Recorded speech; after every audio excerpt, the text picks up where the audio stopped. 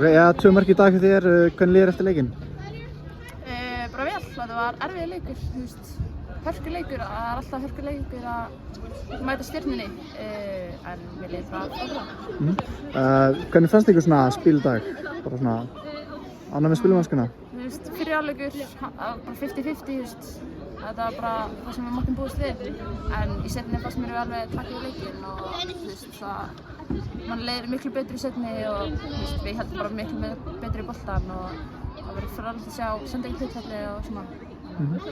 Já, en hérna, þú vantar að skora 2 mörk í dag, þú veist, hvernig blasti það við þér þegar þú fékkst boltan og móti markmanninn?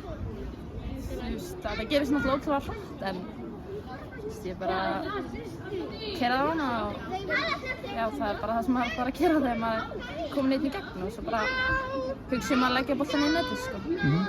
En er ekki samt aldrei næs að ná að setja pressu á Breiðablik sem við búin að tapa 2 leikjum í röð? Jú, það er alltaf gaman, sko. En þú veist, já, Breiðablik tapar núna 2 í röð, þú veist, en við þurfum bara, okkar áhersla er núna bara á að vinna næstu leiki og klára þetta mót sem næsta dag. Þannig að það er svona bara planið bara fyrir næsta leiki? Já, klárlega, þú veist, það er hörkuleikur næsta leik, við höfum Þrótt og við vitum alveg hvað þær geta, en það verður bara skemmtilegur og spennandi leikur, en við þurfum bara að undirbúa okkur virkilega vel og bara það sem eftir er.